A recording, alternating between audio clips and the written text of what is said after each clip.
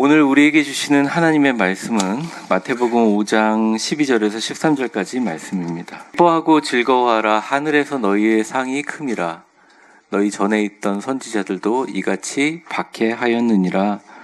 너희는 세상의 소금이니 소금이 만일 그 맛을 잃으면 무엇으로 짜게 하리요? 후에는 아무 쓸데없어 다만 밖에 버려져 사람들에게 밟힐 뿐이니라. 아멘. 오늘은 종교개혁 주일입니다. 1517년 10월의 마지막 날, 10월 31일 사진으로 보는 비텐베르크 성교회의 정문에 95개조 반박문을 게시했어요.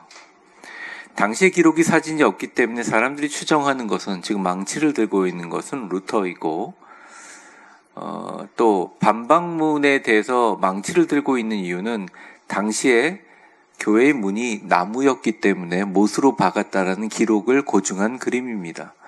또한 반박문에 대한 내용들을 지금 보관하고 있는데 이것이 원본인지는 잘 모르겠습니다. 남아있는 사진이기도 하죠. 그렇습니다. 약 508년 전 중세교회는 심하게 병들어 있었습니다. 황제조차도 교황의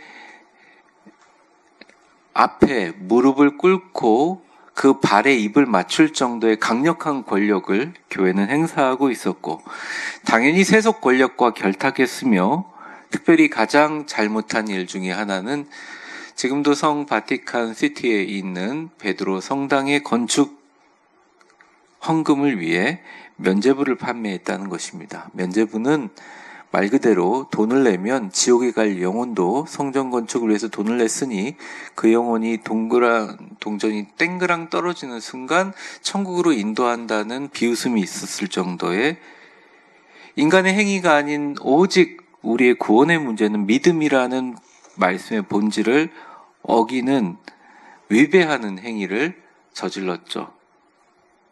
교회가 세상의 부패를 막는 소금이 되기는커녕 세상의 탐욕과 불의에 깊이 물들어 스스로 짠맛을 잃어버린 상태였습니다. 마틴 루터라는 젊은 수사가 참지 못하고 비텐베르크 성당 문에 건 95개조 반박문은 역사적으로는 개신교라는, 카톨릭으로부터 개신교라는 교회를 세우게 되는 근간이었지만 사실은 예수님이 말하신 맛을 잃을 교회, 그리고 맛을 잃어 세상에 밟힐 수밖에 없었던 그 썩어지는 교회를 향한 경고이자 절규였다고 생각합니다. 10월 한 달간 우리는 교회입니다, 우리가 교회입니다 주제로 달려왔죠. 우리가 함께 나눈 교회의 본질들은 508년 전 종교개혁의 본질과 깊이 연관되어 있습니다. 그리고 이 종교개혁으로 시작된 우리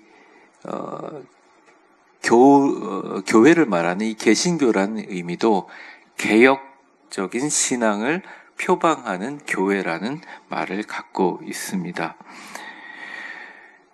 그것은 모두 다 교회론을 지향하고 있습니다. 제가 10월 동안 3주를 걸쳐서 말씀드린 것과 같이 이 말씀조차도 성경 말씀대로 교회는 건물이나 조직이 아니라 세상 속에 반드시 존재의 의미를 드러내야 될 역동적인 존재와 살아 움직이는 생명체라는 것이죠.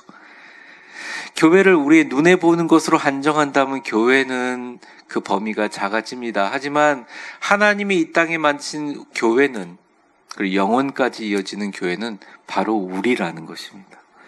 옆 사람에게 웃으면서 한번 축복해 보겠습니다. 당신은 멋지고 아름다운 위대한 교회입니다. 위대한 교회가 어디 있느냐? 여러분과 저 보이는 바로 그 앞에 있습니다. 여러분이 거울을 볼 때마다 아유 내 얼굴이 잘생겼네, 늙었네 이렇게 보지 마시고 오늘부터 시작하고 세상에 파송될 교회가 하나 서 있구나 이렇게 생각하시면 됩니다. 사실 21세기의 많은 교회들은 쇠퇴를 겪고 있습니다. 저희가 신학교 때 엄청나게 부흥하는 교회, 한국교회의 부흥을 경험했는데 그때 스스럼 없이 사라져가는 유럽 교회를 보면서 너무나 이렇게 안타까웠습니다. 과연 그런 것은 우리 한국교회에게는 해당되지 않는다. 그래서 유럽교회 사람들이 엄청 많이 구경 왔거든요, 한국교회에. 배우려고 하고 부흥의 역사를. 근데 돌이켜보니 40년, 30년의 시간이 흐른 후에 돌아보니 불과 40년이 되기 전에 유럽 교회의 전철을 밟고 있습니다. 세상이 소금처럼 짠맛을 잃고 있다는 비난과 때로는 조롱을 받죠. 이 세상은 점점 더 각박해져가고 불의와 탐욕과 이기심으로 부패해가고 있는 이 시대에 과연 예수님이 말씀하신 그 교회의 소금의 역할을 잘 감당할 수 있을까? 소금처럼 스며들어 맛과 영향력을 내고 주님께 인도하는 빛된 교회가 될 수 있을까?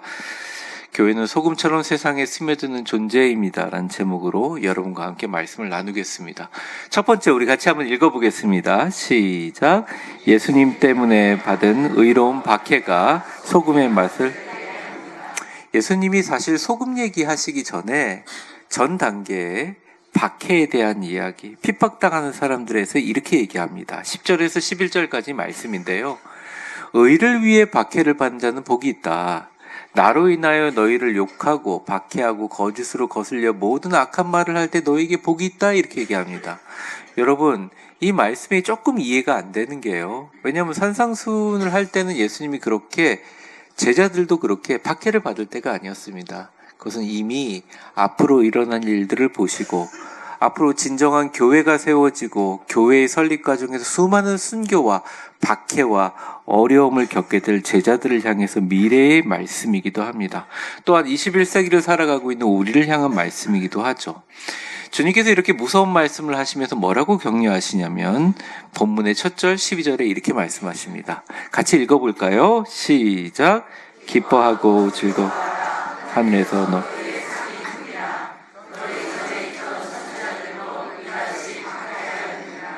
기뻐하고 즐거워하라. 하늘에서 너희 상이 크다. 이렇게 얘기합니다. 사실 하늘의 상이 크다는 것을 우리가 그냥 맥락 그대로 받아들이면 나 때문에 고생하는 자, 의를 위해 핍박당하는 자, 순교하는 자, 욕먹는 자 다 천국에 가면 거기가 하늘이니까 거기서 보상하겠다. 그런 말씀처럼 보입니다. 진짜일까요? 이런 말씀일까요? 그런 의미가 전혀 포함 안 돼 있는 건 아닙니다. 이 말씀이 AD 1세기 핍박당하는 엄청난 초대교회에게는 이 말씀이 그렇게 들렸을 수도 있어요. 근데 그런 말씀일까요? 그것 때문에 우리가 기뻐하고 즐거워하라는 말씀일까요? 사실은 이 말씀의 진정한 의미와 맥락을 찾아보기 위해서는 13절까지 모두 봐야 되고 10절서부터 13절까지 내용들은 다 읽어봐야 됩니다. 근데 10절서부터 13절까지 내용을 보면 두 가지 단어에 굉장히 초점을 맞추고 있어요. 그게 뭐냐? 세상과 소금, 그리고 그것을 이어주는 교회라는 단어입니다. 같이 한번 읽어볼까요? 13절 시작. 너희는 세상의 소금이니 소금이 만일 그 맛을 잃으면 무엇으로 짜게 하리요? 후에는 아무 쓸데없어 다만 밖에 버려져 사람들에게 밟힐. 그렇습니다. 10절부터 13절까지 이야기하시는 주님의 말씀의 본질은 뭐냐면 교회라는 것은 소금이다. 세상과 하나님을 연결하는 소금. 세상 속으로 스며들어가서 하나님의 나라를 보여주는 소금이다. 그런데 왜 핍박과 박해를 이야기하셨을까? 소금의 짠맛과 맛을 제대로 낼 때 제대로 된 소금의 역할을 하려면 공짜가 없다는 것입니다.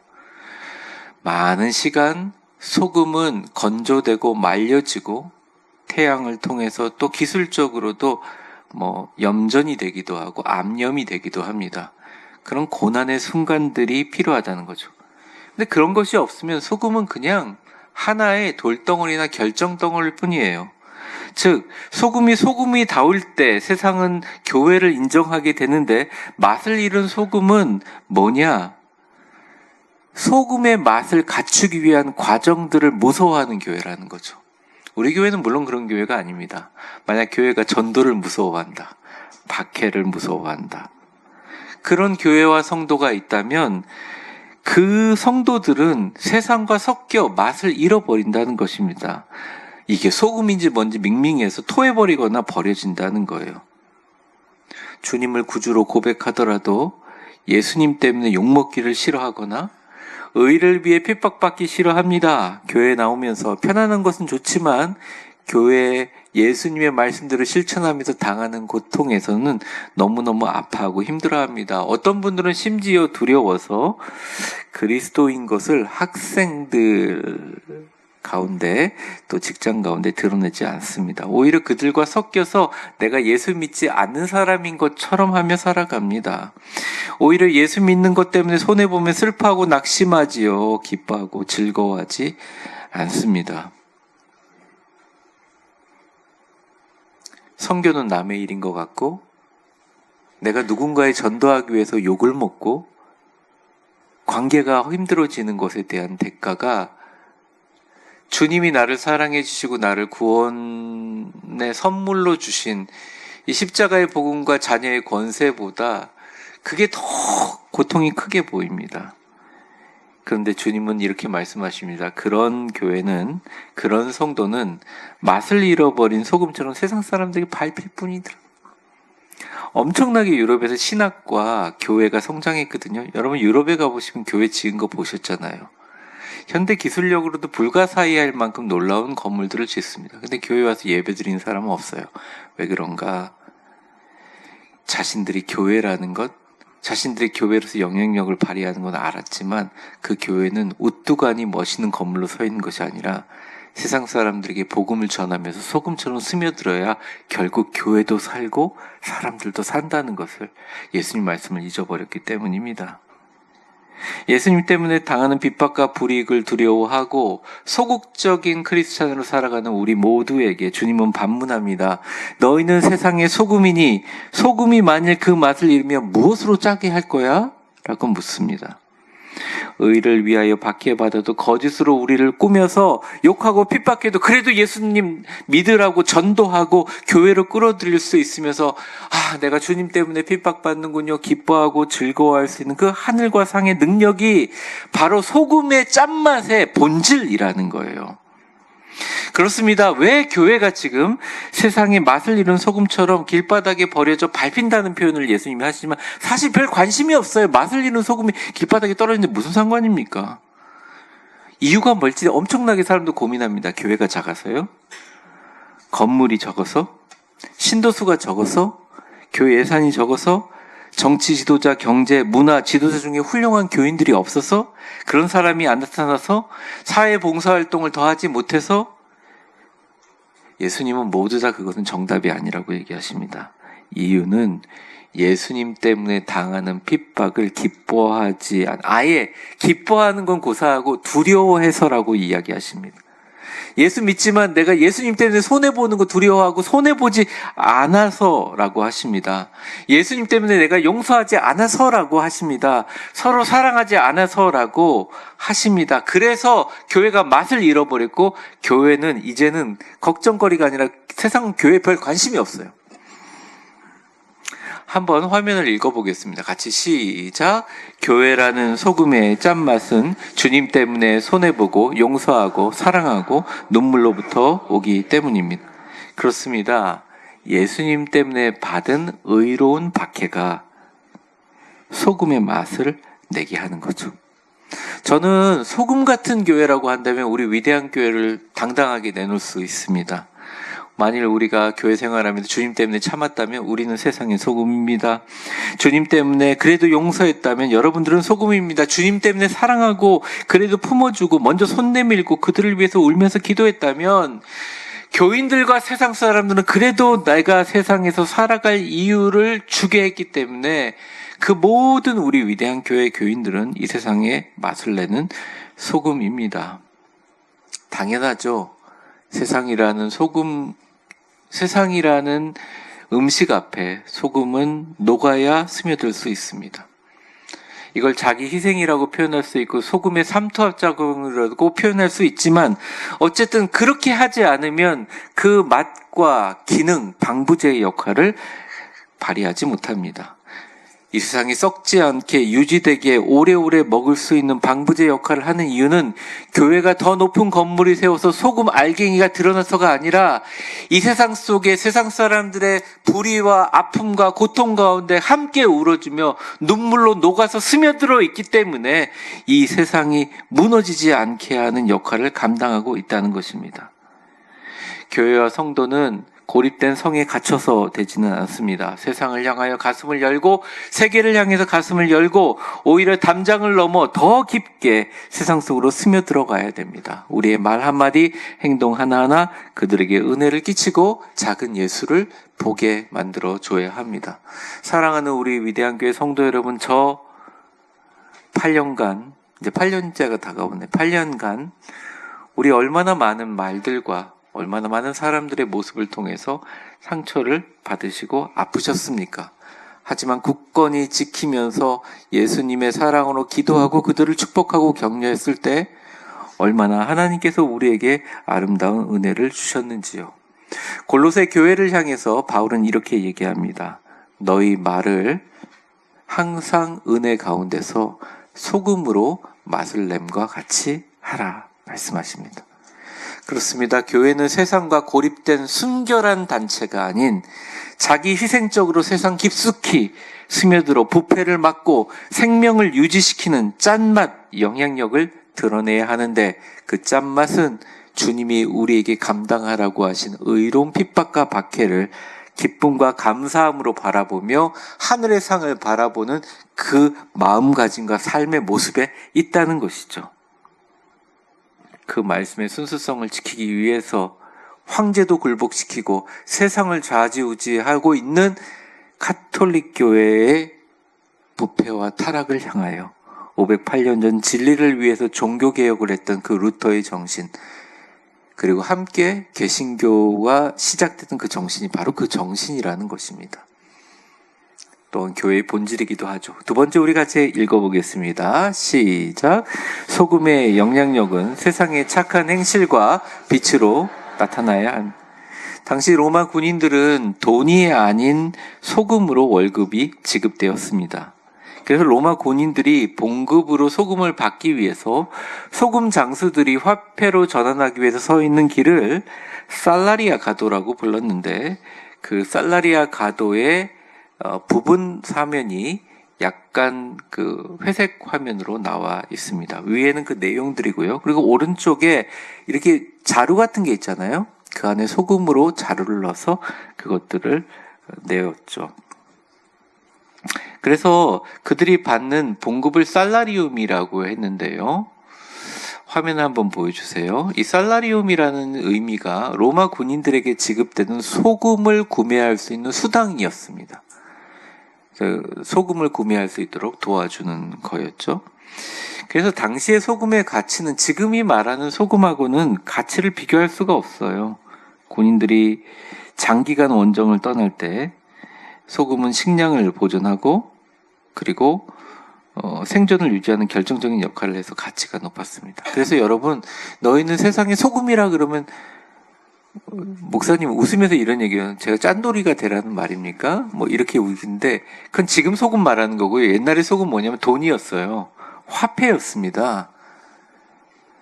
금만큼 비싸서, 아니 금보다 더 높은 가치라 해서 화이트 골드, 백금이라는 별명으로 보였어요. 소금이 하얗잖아요. 그러니까 여러분은 세상에 소금이라가 아니라 바꿔보면 뭐예요? 여러분은 세상에 가장 빛나는 백금이다. 이렇게 표현하면 참 맞습니다. 웃기죠. 근데 웃을 얘기가 아니라 실제로 그랬다는 거죠. 로마 제국이 확장되고 병사들의 봉급이 지급되면서 소금 구매용으로 지급되는 살라리움이라는 단어가 점차 병사들이 받는 봉급을 의미하게 되었고 이것이 영어 샐러리의 어원이 됐어요. 그래서 봉급받는 사람들을 우리나라 외래어로 샐러리맨이라고 하지 않습니까?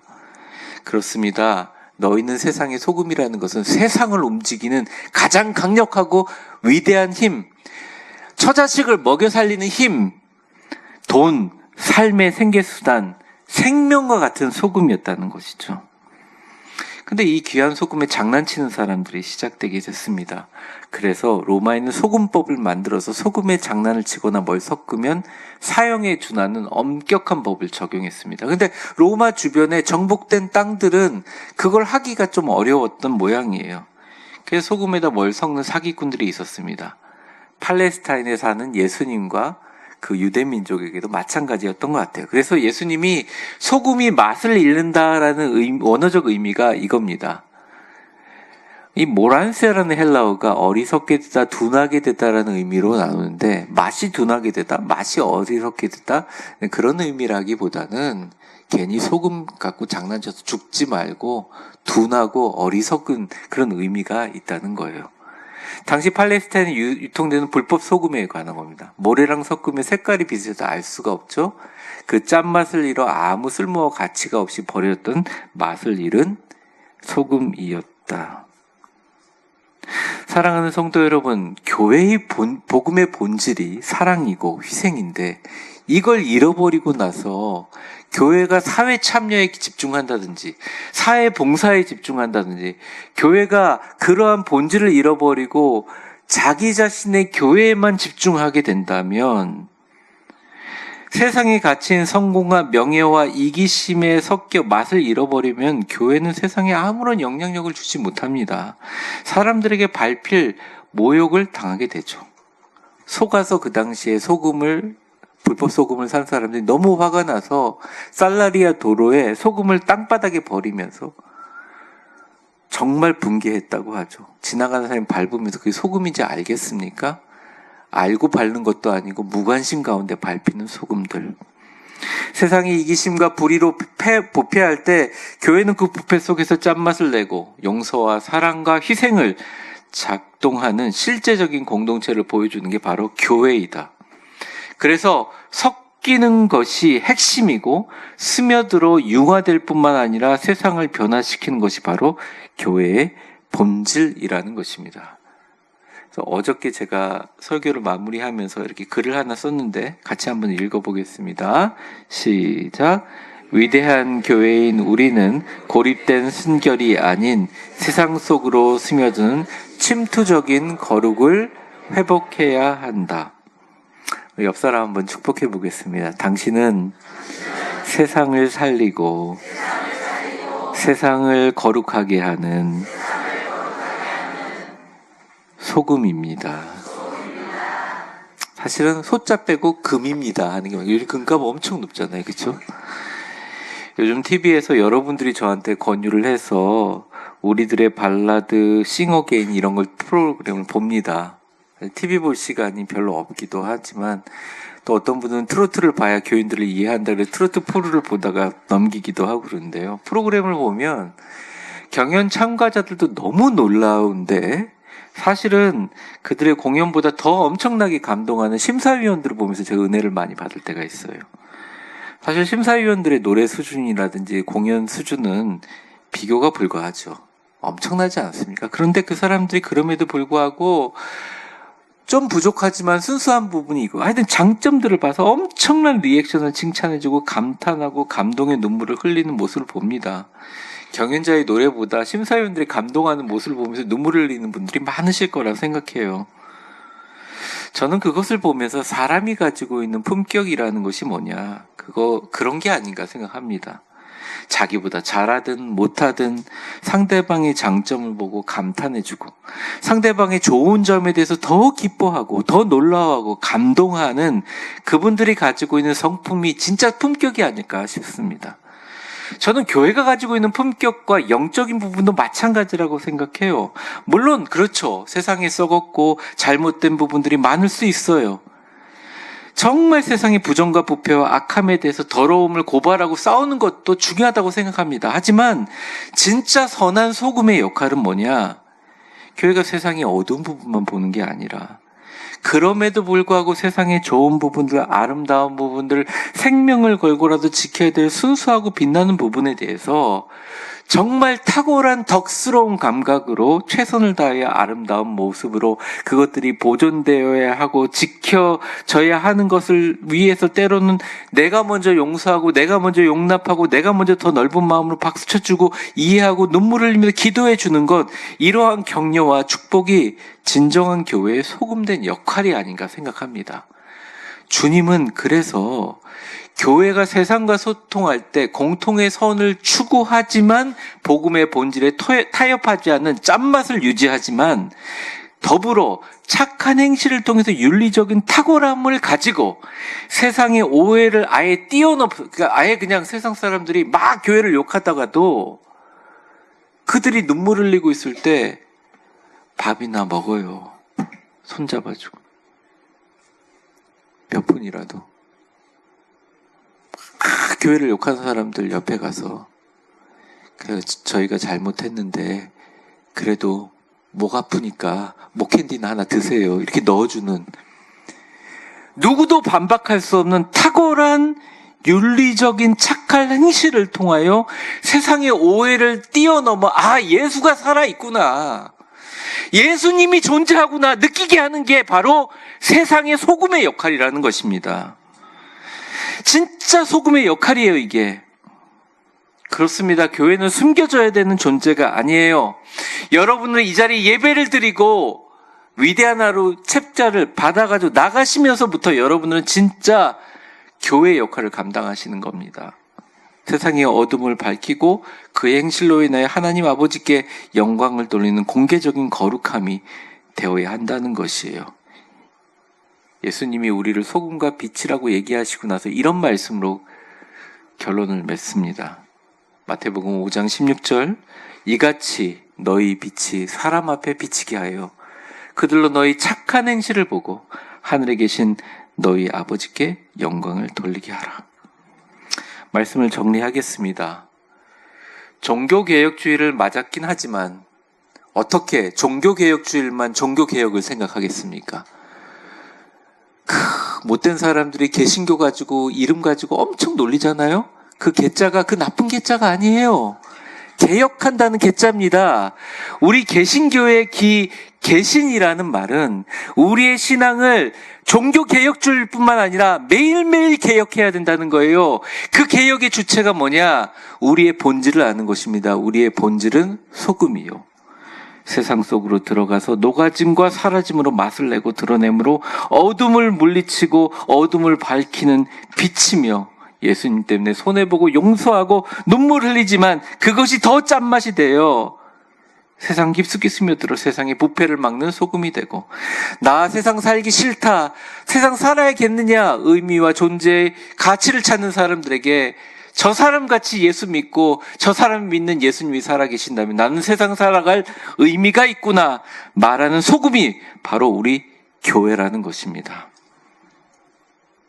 멋지지 않아요? 저만 멋진가요? 여러분 표정이 좀 그래서? 저도 그렇고 여러분도 그렇고 세상 사람들 다 우러러보고 놀랄 만큼 부자가 되지 못하더라도, 세상 사람들은 높이 정치 지도자가 영향력을 못 미치더라도, 때로는 조금 아쉽고 부족한 게 있더라도 내 사는 인생 주님이 나를 그렇게 쓴다는 게 얼마나 멋지고 아름답습니까? 이 땅에 수많은 우리 교육자들 그리고 수많은 선교사님들이 소금처럼 이 땅에 스며들어서 예수의 복음을 그들의 삶으로 전하고 있습니다. 사랑하는 성도 여러분, 우리 모두 다 꿈을 꿉시다. 우리들의 착한 행실을 보고 소금처럼 세상을 이롭게 하고 하나님께 영광 돌리는 위대하고 복된 공동체, 멋지고 아름다운 공동체, 여러분들은 위대한 교회입니다. 기도하겠습니다. 이제는 우리 주 예수 그리스도의 은혜와 우리 하나님의 크고 무한하신 사랑과 성령 하나님의 감동 감화 위로하시는 놀라우시는 종이 이 세상에서 빛과 소금으로 맡은 바 사명을 감당하며 하나님의 사랑을 땅끝까지 전하고자 다짐하는 여기 모인 모든 성도들과 또 주의 몸된 교회 위에, 그리고 그 사명의 땅끝에 있는 세계 만방의 모든 선교사들 위에 지금부터 영원까지 함께 하시기를 간절히 축원하옵나이다. 아멘.